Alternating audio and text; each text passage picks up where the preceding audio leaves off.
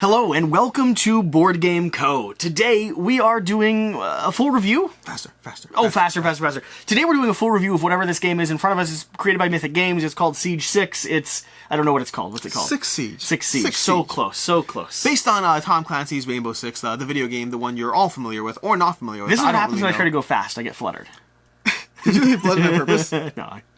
So basically, Board Game Co. Hello, welcome. I don't know. Now I'm flustered. I'm gonna keep going. So. This is Six Siege. If you haven't already, make sure to go ahead and check out the gameplay we have on Quackalow's channel. Yep. There'll be a link to that down below. I've also done an unboxing of this video as well. You may have more content. Are you doing an unboxing? I already did well, this game's here. I already did an unboxing. Did you post the unboxing yet? No, it's going up tomorrow. See, because I wasn't aware that you'd preemptively already got an unboxing ready to go. I mean, you're just getting views. Yeah, I'm just trying to get the head of the curve. I see. You're 3 steps ahead of me. This is going to, well, in this game I certainly was. So in 6...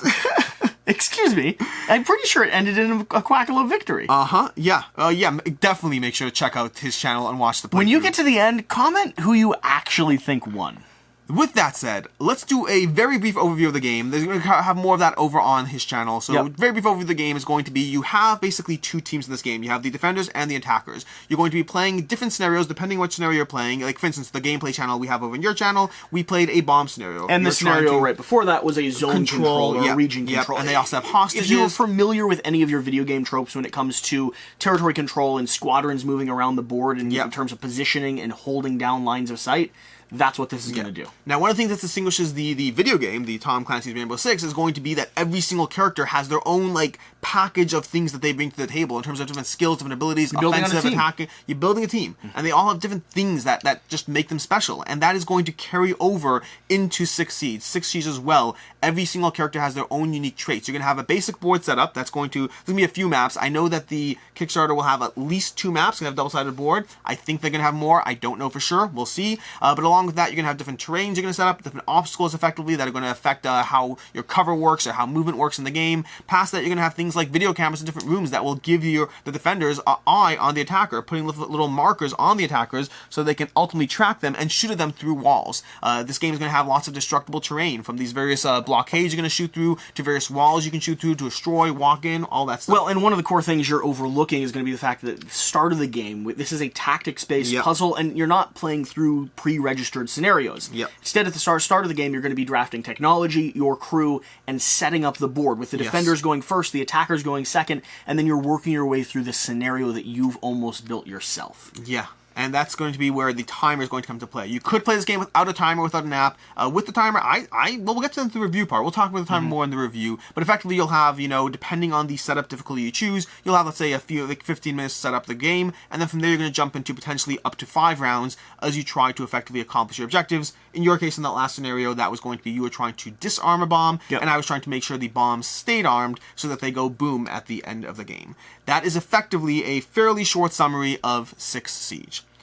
Which brings us to the review part. That was quick. Only a few minutes into the video. We have plenty of time. We could just have a chat, grab a beer, fun stuff. Do you drink beer? I like beer occasionally. I'm not a stout is decent. Like a coffee stout's okay, but only one. I'm not a big beer guy. I'm more of a wine guy personally, but I'm not a big drinker to begin with. Coffee's my thing. Not coffee stout. Just coffee. Yeah, you're pretty intense on the coffee. I like Red Bulls. I like bourbons. You don't do coffee as much? Coffee's too acidic for me. It really kind of cold brew. You want cold brew? We've talked about this before. Even cold brew is oftentimes not my preferred method. Okay, well, that's another thing you're wrong about. Anyways, so, back to the review. So, Six Siege. Jesse, what do you like about this game? Is that where we're starting? Yeah, what do you like, what do you dislike, and what do you see others not liking? I mean, that's a simple review format. It's not as good as disclaimer, right for you, wrong for you, or anything like that. Disclaimer what? Disclaimer that you have a contract with Mythic.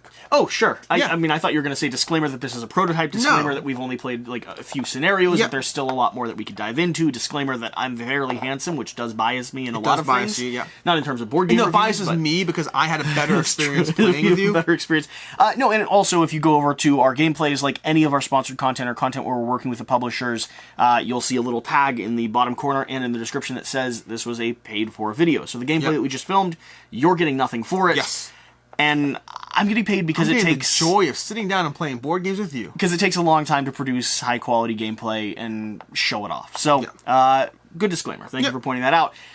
Outside of that, what do I not like about this game? I mean, like, there's a few things. There's a few things that we'll go through, but what do I like about it? I'll pick two things that, for me, are the biggest standout elements. I'll give additional disclaimer, something you said off-camera to me. Yeah. So, we finished playing this game, and he's like, Alex, I keep liking these games we're playing. It's like, it's not okay. I keep liking The Witcher, I keep liking this, I keep liking Destinies. Like, I need to have something I don't like quite as much, because it doesn't sound good when I like everything. I mean, yeah. Okay. The two things that I like the most about this game. I really, really think this does an excellent job at doing a zoomed out, dudes on a map, squadrons moving across the board. The tactics and positioning in this is as good as I've seen. And I'm going to be honest, I'm one of those players that really liked XCOM. I really liked those video games where you're positioned around... The board game or the video game? The video game. I didn't think the board game executed on what XCOM, the video game, did, because it was way more clean and concise, and you felt like you were running a squadron in the video game in a way that I felt like the board game was a little bit too messy. This is doing that. This is doing exactly what I want when it comes to applying a video game system into a tabletop environment. It's clean, it's accessible, it has a lot of rules, it has a lot of little nuance and a lot of play, but it does that really well. And then the second thing is going to be the two-player head-to-head, which is all I've experienced so far. There's going to be a 4-player mode as well. But I really like the strategic depth in both of us setting up. I love the drafting phase. I cannot wait to see, I think, the 20 or 40 different characters. So I don't know what's confirmed. I can tell you that the video game, the official starter the official starter video game had 10 characters on the attackers, 10 characters on the defenders. I expect we'll see that echoed in the board game. I expect, and of course Kickstarter. I expect there'll be expansion packs. I cannot wait to sit down and draft a team, draft a scenario, set up my defensive perimeter, and then play it out. Like, I already, finishing this scenario, want to just switch seats and run the defenders and you run the attackers. Yeah. Just because I'm curious. Because you'd like actually... It's a different game. I want to see, yeah. Those are the two things. Those are the standout things for me at the moment. What about you? And first of all, again, we will have a section, all the things we didn't like. We'll try to complain as much as we possibly can. But overall... I mean, honestly, when I have to put a disclaimer that I have a contract... Yeah. It's my proclivity on your channel is to go, what do I really not like? Oh, I'll complain. I'll find things.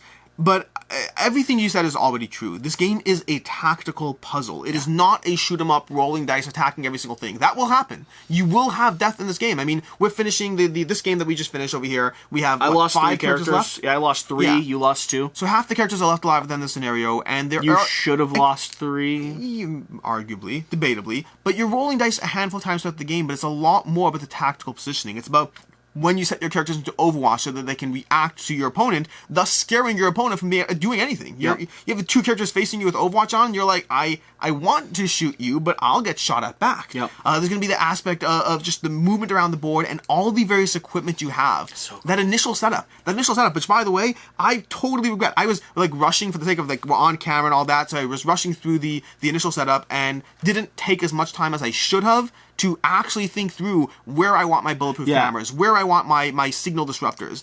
There's so much here in terms of setting up the state that you want. Strategic choices. Yeah, a lot of things. And powers and abilities. There's going to be characters, and it's not overwhelming. We'll get into that. It's not overwhelming. Each character comes with one power that effectively breaks the game. Every single one of my characters felt like they mattered. Yeah. They do. Because they do. For their thing. Which is unique. Most of the time, generic idea of a squad moving through. Some of them can break down, but none of them...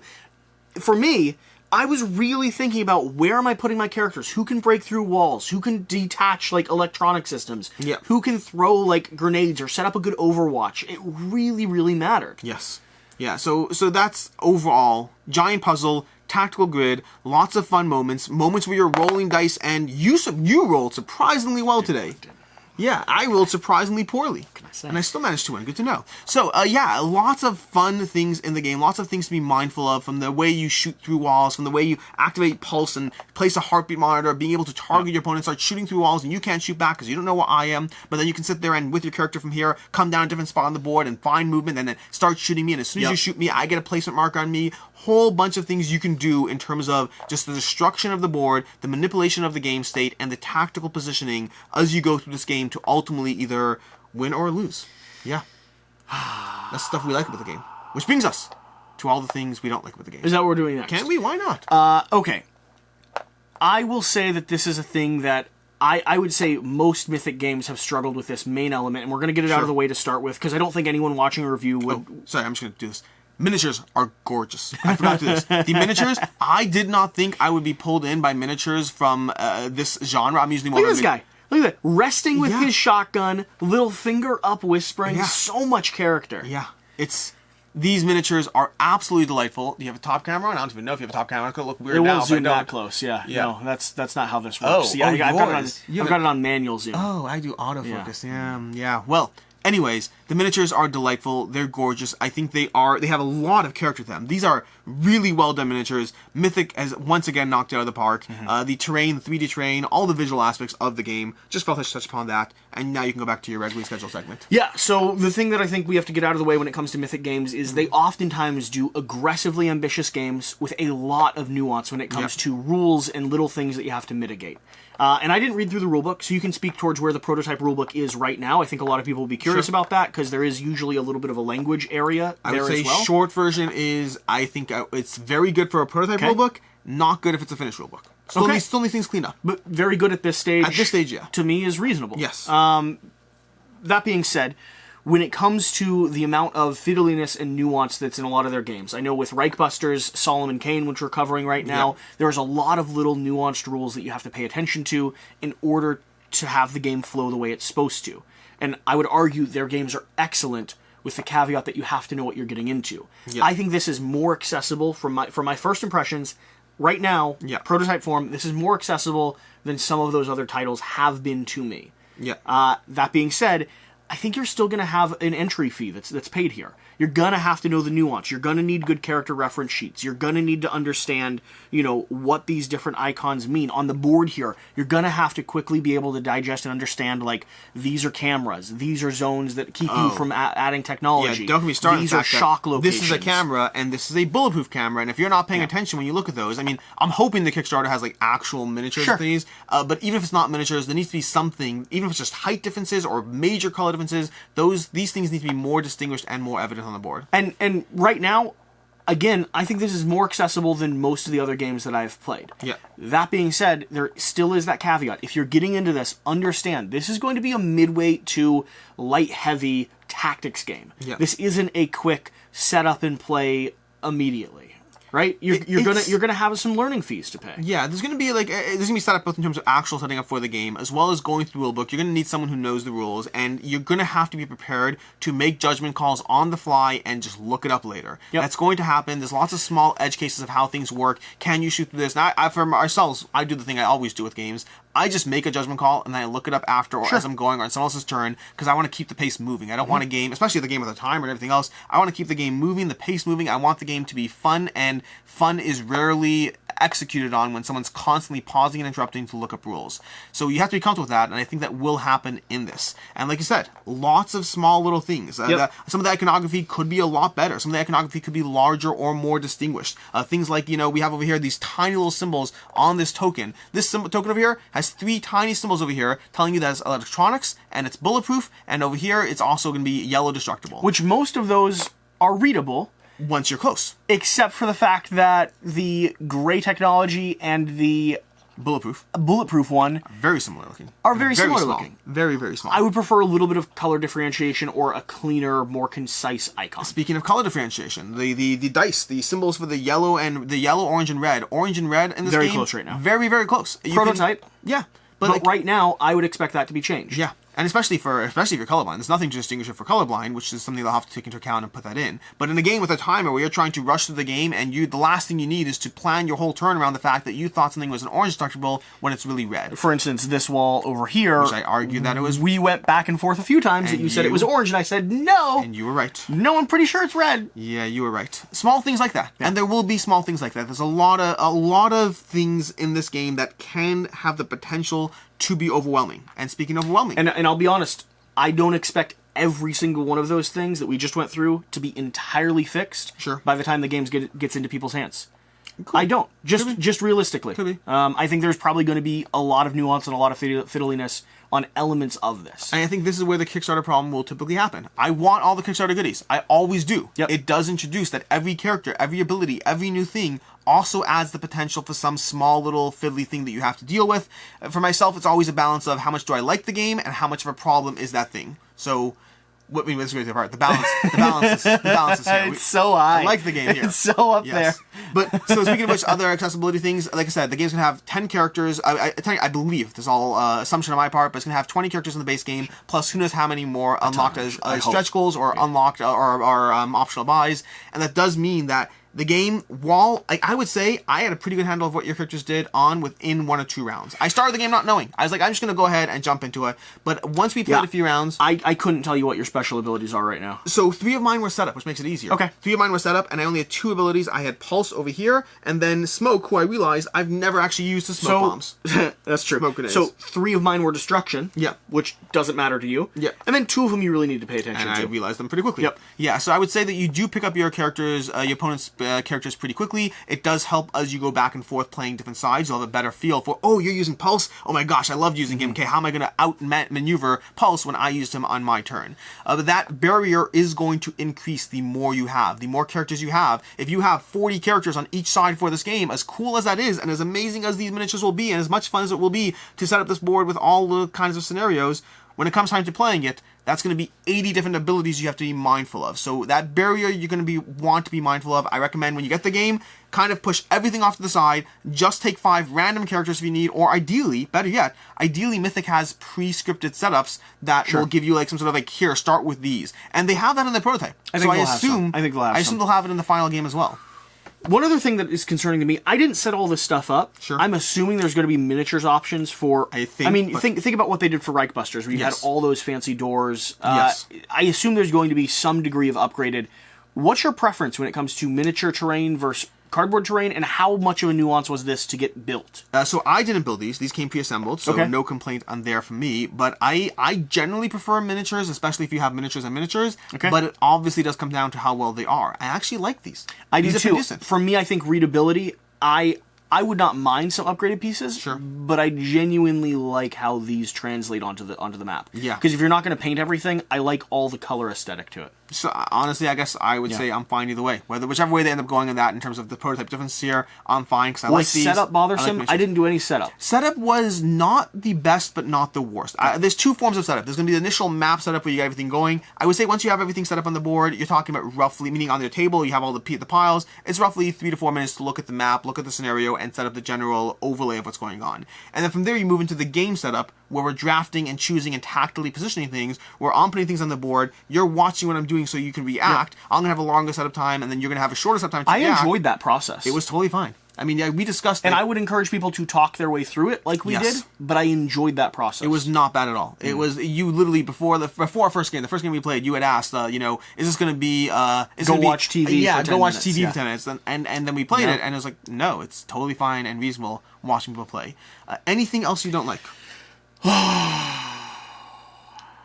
Yeah, I'm right there with you. I got nothing.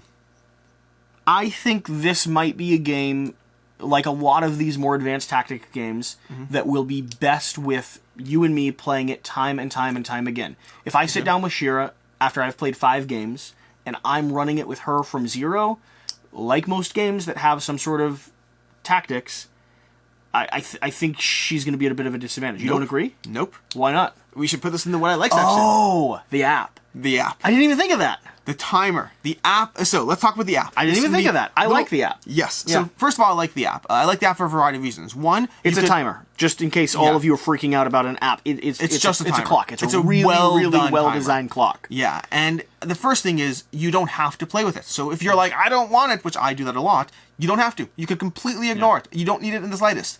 That said, it certainly does turn this game from being a pure tactical game where you're constantly waiting for your opponent to perfectly outthink their move to one where there's a little bit of a clock on your movement. A little bit of a pace to the game. And if you want to highlight the difference between players, I could give you 2 minutes per character and give myself maybe 45 seconds. Yes. Which means I've got to make my decisions a lot more confidently and precisely than you. It's going to matter a lot. Those 45 seconds, like we managed to, like, I think we probably came close to the range of around 2 minutes per character. Yeah. Obviously, as the more we play, that will become better. But if you walk into a game and you're worried about being better than someone, just put a disadvantage on yourself. Give yourself 30 seconds less per character. It will matter. I didn't even think of that while I was... I mean, I cannot... I know I said I was going to try to find criticism of this.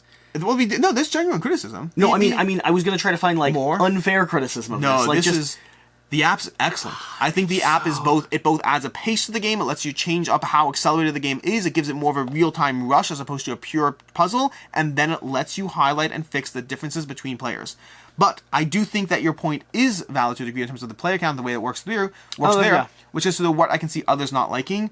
This is going to be a game that it has a 2 and a 4 player mode. I have not played it at 4 players, full disclaimer. Yep. I don't assume it's going to be great. Is 4 players still 2 squadrons with both players running part of characters? It has 1 player controls 2 characters, 1 player controls 2, and then the 2 of them you together combined and share control of a third. Yeah, it's messy. I don't love it. I can see it being a way to get it to the table with more players. My preference in this is going to be head-to-head tactics. Yes. I want the time to think. I want the space. I don't want to feel like I'm imposing. I want to talk my strategy out loud with you while they listen. I don't want to feel like I'm imposing on 3 people. I want to feel like I'm playing a game with 1. Yeah. Right? And I think that, like I said, it might hit the table with 4 because you want to play it with 4. I don't think it's best at 4. And there might be expansions in other scenarios that highlight 4. I'm curious like, about that. I could see a larger map with 4 players moving in. 3 characters each. Or like 3 players with like 3 players with like 2 going for the bomb and a security team. There could be ways to do it. There could be ways. So keep an eye out. Go check this out on the Kickstarter specifically to see if we're wrong on some elements of this. But my gut feeling with what I have right now is 2 players best. 2 players is best. Yeah. Again, assumptions based on not playing with 4. But I just like Rum and Bones. Rum and Bones is one of my favorite 2-player head-to-head games. Giant table, strategy, tactics, rolling dice, attacking, powers and abilities. It's not a game that's as good at 4. Just imagine Gray Squadron here. It could be cool. 2 players moving in. Yeah. 1 bomb in the center, we're both trying to flip it to our side. And then you add to the timer the concept of having temporary breaks where you can communicate. The rest of the time you just have to do your thing. No talking to each other. That'd be cool. You can have table talk, but no like strategy. There's a way to do it. There's a way to do it. But yeah, that's just the idea of sharing control of a character is not something that makes me confident in it. So I would say think of this as a 2-player game unless you see more, or alternatively judge for yourself based on what we're seeing. I think... Anything else we can see others not liking? I mean, there's going to be dice swings if you don't like. If you don't want the fact that somebody's going to roll dice better than other people. You can be pretty. You can be pretty gauged with them. Yeah. But there will be moments where you do really well or really poorly, and that happens. Yeah, it's gonna be a thing. So that if you don't like the randomness of that dice rolling, there's going to be that in the game. One more thing I didn't like. One more thing. This is a big thing. I currently do not love the whole upstairs downstairs mechanic. It's not the worst, but I feel that in a game that otherwise makes me feel like there are so many fun, interesting decisions, the way they abstract the upstairs and you move to these zones over here, it feels like I feel like it's too abstracted in a game that is otherwise so cool. You know, I honestly, when you first mentioned it to me, you were critical of that. Yeah. And I agreed with you just off the bat. After playing, I don't know that I agree with you. I think the abstract zones for me is imagining like an open railing or a space where you're able to get line of sight on most of the house. It allows you to have a little bit more freedom of movement without just rushing across the board. And it allows you to be strategic in position. I don't know that adding... I would not mind an upstairs, downstairs board. I don't know for the base game. A full board, no. But I don't mind the idea of having like a section over here that has specific line of sight to 3 rooms. A section over here that's line of sight to 3 rooms. This is abstracted in a way that I find, first of all, non-intuitive and just not rewarding. I didn't like going upstairs when we played. I gotta be honest. I was focused enough on this main board. There may be a point where I want something like that. Yeah.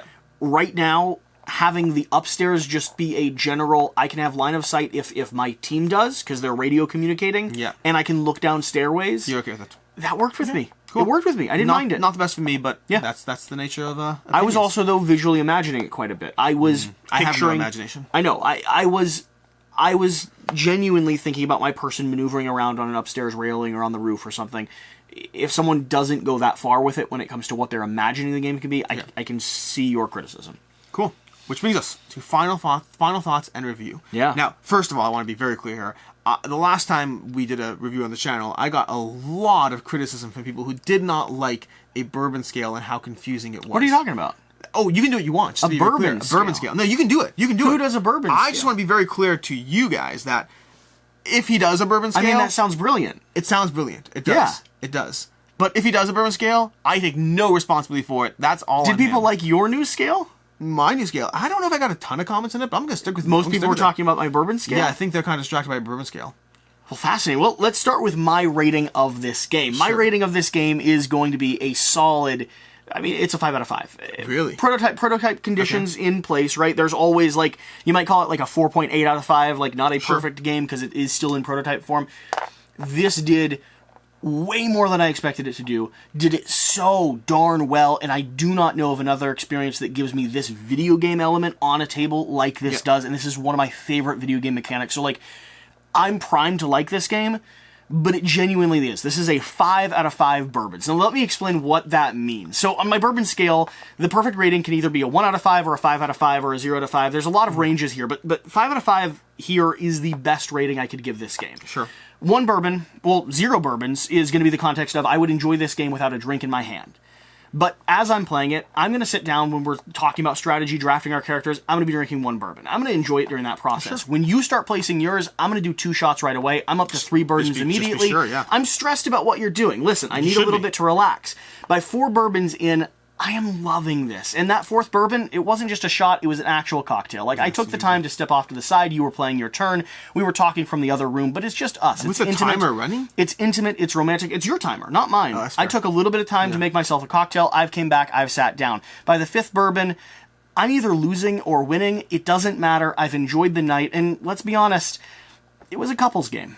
And, you know, you and me together, it makes for a good night. Yeah. So for this one right now, 6 Siege for me is a 4 out of 5. It is. 4. It's. Are you doing your over under? Oh, no. It's a 4 out of 5. We'll get to the over under part in a second. So first of all, it's a 4 out of 5. 5-point scale. It's a 4 out of 5. And that's not necessarily that much of a strike against the game. The first problem is this is a primarily 2-player, not that short game.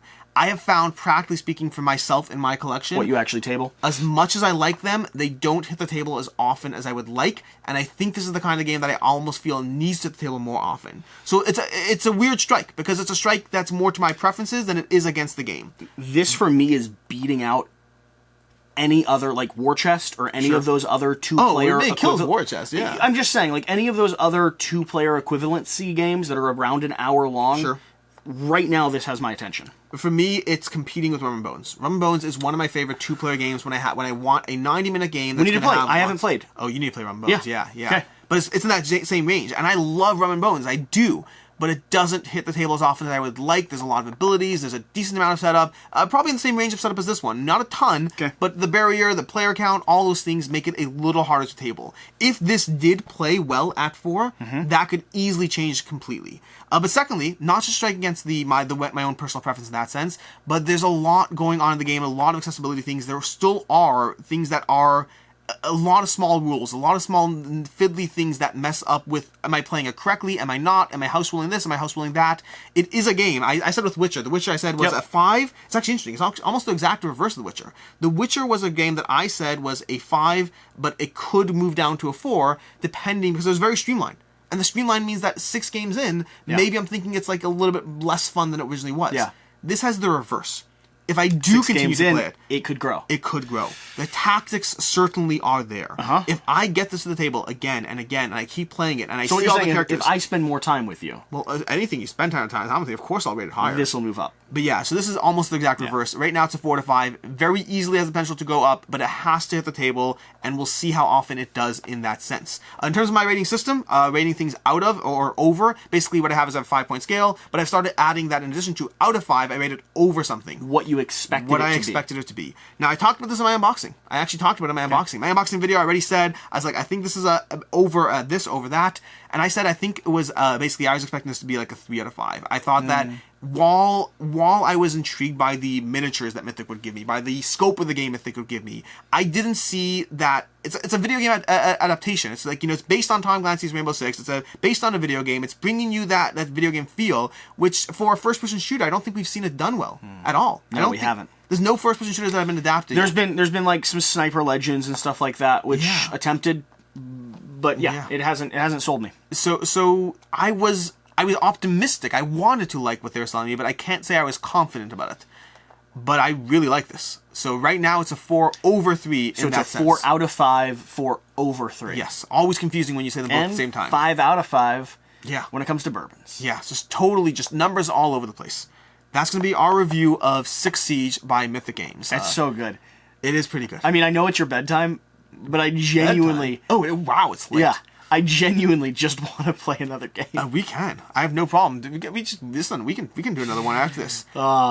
This is a solid game. You should be paying attention. I hope Mythic can ensure that the rules are as streamlined as possible, that there are good player A's, that there's a good summary of symbols, lots of fun, simple things that could make this as accessible as possible, because I think they have a really, really good game on their hands. Yeah.